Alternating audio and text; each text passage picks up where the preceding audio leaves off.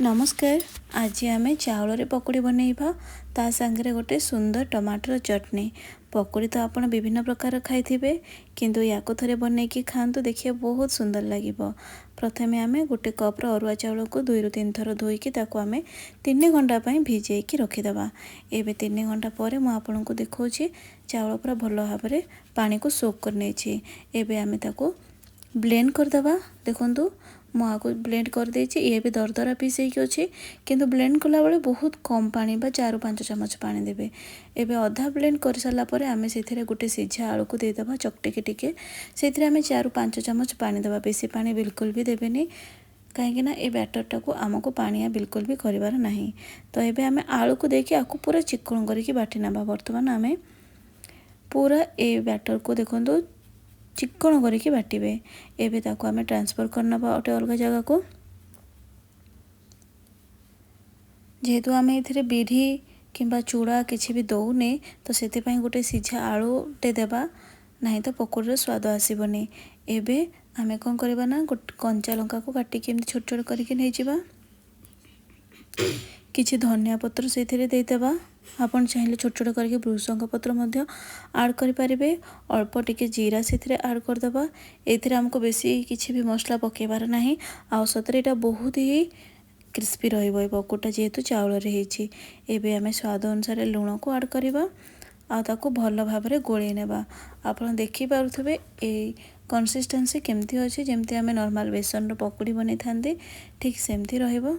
बहुत ही भल भाव में आमे 5 ରୁ 7 मिनिट याको गोळै नबा। ए देखंदो एबे मु ताको गोळै दोछि। देखंदो स्पून में मध्य तार गोटे सुंदर कोट आसी जाउछि। एमती ही हेबा दरकार। ताको एबे आमे कवर करके साइड करनबा। बेसी समय कवर करबा नहीं। ता भीतर हमें गोटे चटनी बनावा सेतके समय ही कवर करिया पाखापाखि 10 मिनिट।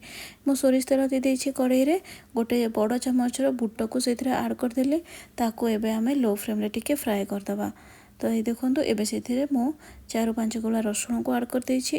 गोटे सुखा लंका बदले आप कंचा लंका को चिरिकी दे पारिबे। गोटे पियाज को आम से रफली चॉप करके ऐड करदबा। आ पियाज को ये रेड करबा नहीं केवल टिके सॉफ्ट हम। तापर से आम गोटे टमाटो को ऐड करबा। गोटे मीडियम साइज रो पियाज गोटे मीडियम साइज रो टमाटो बस एतके ही ऐड कराई। से आम ए स्वाद अनुसार लूण को देदबा आ ताको टिके सॉफ्ट होगा छाड़ीदबा। गैस रो फ्लेम आप लो टू मीडियम रे रखिथिबे। एबे हमें ताको चेक करिबा। एबे देखंतु टमाटो हमर टिके सॉफ्ट हो आसलानी। एथिरे एबे हमें गोटे बड़ चमच रो सांबर मसला दे देबा।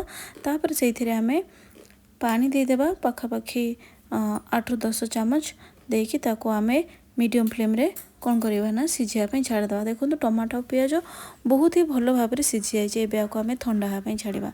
ठंडा हो सारा पर जाइए पूरा हमें ताको ब्लेंड करबा। टिके जस्ट दरदरा 5-10% रखिकी ताको ब्लेंड करेंगे। मु हाफ चामच सोरिष तेल को गरम करछि। से आम सोरिष आउ भृषंग पत्र को देकी गोटे छुंक प्रस्तुत करदबा। तापर सेथिरे आम ताको सेथिरे ऐड करदबा। बस प्रस्तुत हो गला हमर गोटे डिलीशियस चटनी। आउ ए चाउल पकोड़ी रे ए चटनीटा सतरे बहुत ही स्वाद लागिबो। एबे सबको मिक्स करनबा। बस केते सहजरे गोटे साइड आइटम आमर रेडी हो गला। आपन जेतोले इडली बनाउछंती चकुली बनाउछंती सेथिरे मध्य एमती टाइप रो चटनी बनैके आपन खाइ परिबे। एबे आमे जिबा पकोड़ी प्रस्तुत करिया पैका। तो पाखापाखि 10 मिनिट ही लागिथिबो सेटा माने रही से ता भीतर आम चटनी प्रस्तुत कर नहीं। एबे तेल गरम हो जाए आम छोट छोट करके पकोड़ी जमती बेसन पकाते सेमती पकेबा। गैस फ्लेम लो पूरा हाई रे तेल को गरम कर सारा लो टू मीडियम कर सब पकोड़ी के आम छाणीबा। तो एमती ही मो सबू पकोड़ी को बनै देछि। ऊपर को देखो सब भल भासी आसला परे ताको आमे नेउटे देबा। आ उभय पटर कलर पूरा चेंज हो आसला परे जानिबा जे हमर एटा हे गलानी। आ एटा बहुत ही कुरकुरे लागिबो टेस्ट लागिबो। तो देखो एबे एमती हे गला। आ एमती ही मो सब पकोड़ी को बनै देछि। जदि आपण मानको मोर वीडियोटी भल लागिथिबो ताहाले लाइक कमेंट ओ मो चैनल को प्लीज सब्सक्राइब करनेबे। एबे बस केवल ताको टेस्ट करिवार पारी अच्छे। आपण को वीडियोटी केमती लगुच मते कमेंट करके निश्चय जणाइबे।